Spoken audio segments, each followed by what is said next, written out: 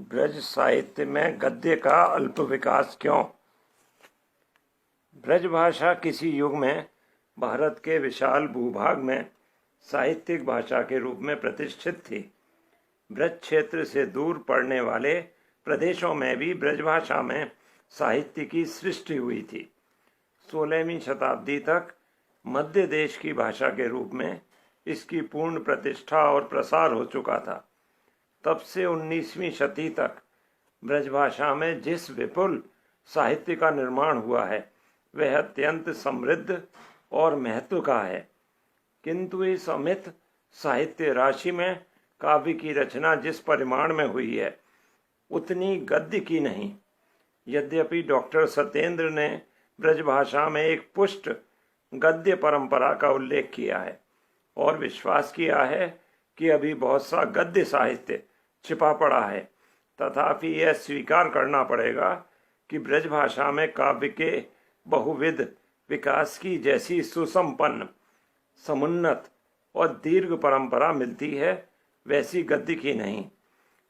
ब्रजभाषा ने सूर, तुलसी, नंददास, केशव, बिहारी, देव, रसखान, घनानंद जैसे शताधिक समर्थ कवि प्रदान किए हैं, जिनकी तुलना में महत्व के गद्यकारों की संख्या नगण्य सी है।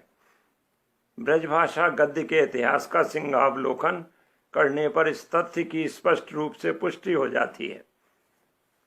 हिंदी साहित्य के इतिहास के आदिकाल में ब्रजभाषा में गद्य रचना के प्रयास लक्षित नहीं होते।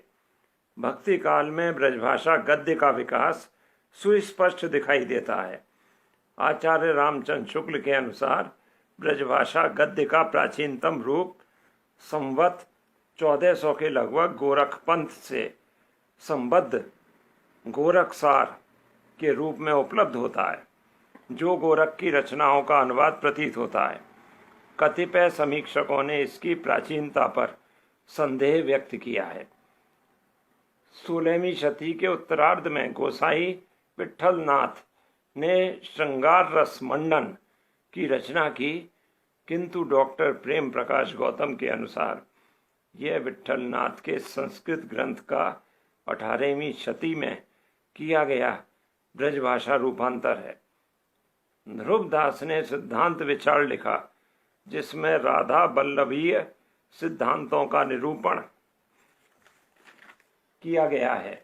इस काल में वल्लभ संप्रदाय के अनुयायियों द्वारा लिखित 84 वैष्णवों की वार्ता और 252 वैष्णवों की वार्ता अत्यंत प्रसिद्ध और महत्व की कृतियां हैं।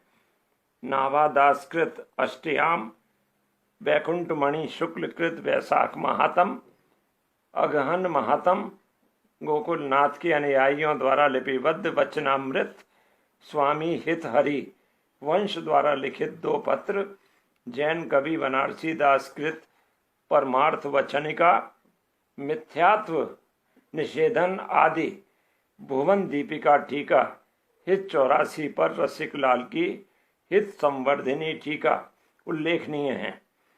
भक्ति काल की अपेक्षा रीति काल में ब्रजभाषा गद्य का निर्माण प्रचुरता से हुआ। कथा, वार्ता, जीवनी, पत्र, आत्मचरित, संवाद, वचनिका, टीका, टिप्पण आदि विविध रूपों में गद्य रचनाएं निर्मित हुईं। सर्वाधिक संख्या टीकाओं की है। रीतिकाल के ब्रजभाषा गद्यकारों में हरिराय का नाम प्रमुख है। इन्होंने गोस्वामी विट्ठलनाथ और गोकुलनाथ के वचनामृतों का संकलन और संवर्धन करते हुए उन पर भाव भावना नाम से टिप्पणियों की रचना की है। 17वीं शताब्दी में रचित ब्रजभाषा गद्य की उल्लेख योग्य रचनाएं हैं मीन राज प्रधान कृत हर तालिका कथा, अक्षर अनन्यकृत अष्टांग योग, अज्ञात कवि रचित कोक कथा, दामोदर दास द्वारा अनुवादित मार्कंडेय पुराण तथा मेघराज प्रधान कृत अध्यात्म रामायण का अनुवाद। 18वीं शती के उत्तरार्ध से ब्रजभाषा गद्य की 2 निश्चित परंपराएं परिलक्षित होती हैं। नंबर 1 अनुदित और मौलिक ग्रंथ तथा नंबर 2 टीका ग्रंथ।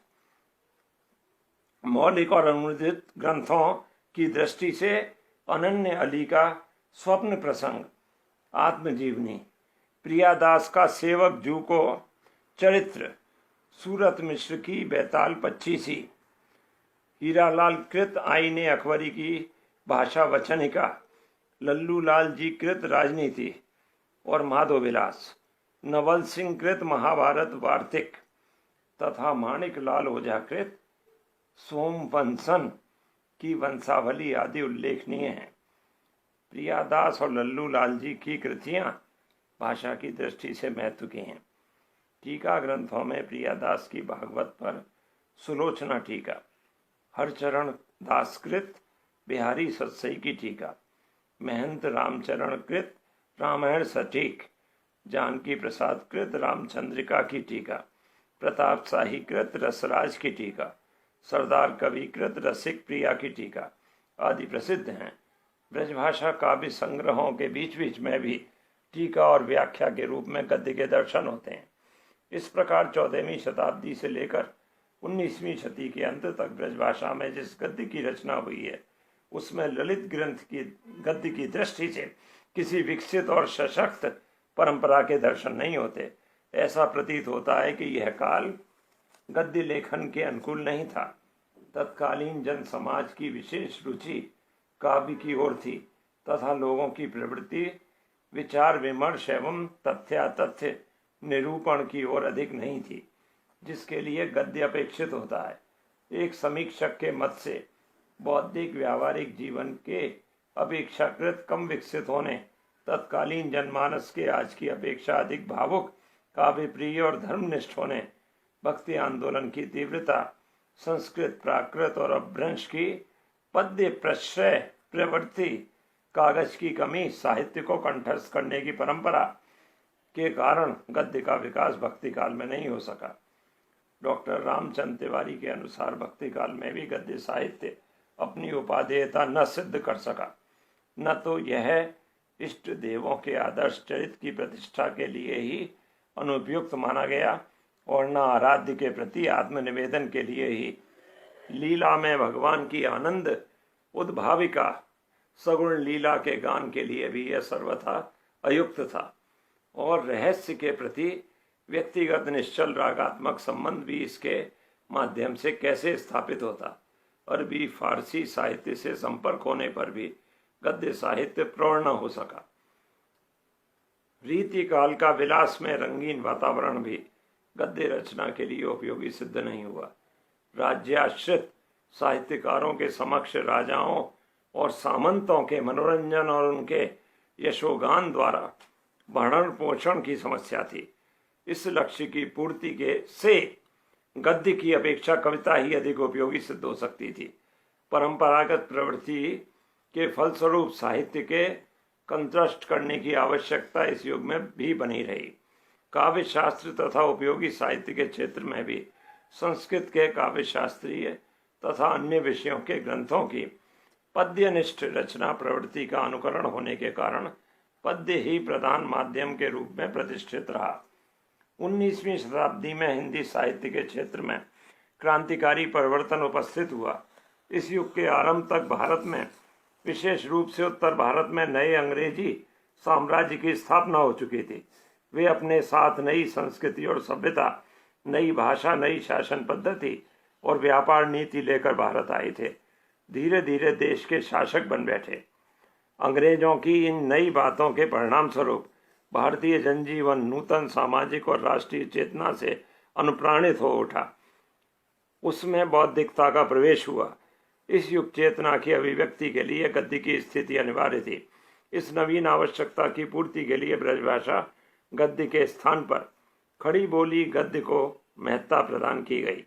जैसा कि डॉक्टर लक्ष्मी सागर वार्ष्णेय ने लिखा है, धार्मिक ग्रंथों और कथा वार्ताओं तथा काव्य टीकाओं की भाषा होने के कारण उसकी सीमित शब्दावली अंग्रेजी साम्राज्य में उत्पन्न नवीन परिस्थितियों और आवश्यकताओं के लिए ग्राह्य न हो सकी।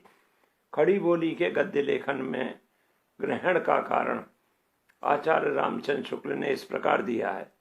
गद्य लिखने की परिपाटी का सम्यक प्रचार न होने के कारण ब्रजभाषा गद्य जहाँ का तहाँ रह गया। वैष्णव वार्ताओं में उसका जैसा परिष्कृत और व्यवस्थित रूप दिखाई पड़ा वैसा फिर आगे चलकर नहीं।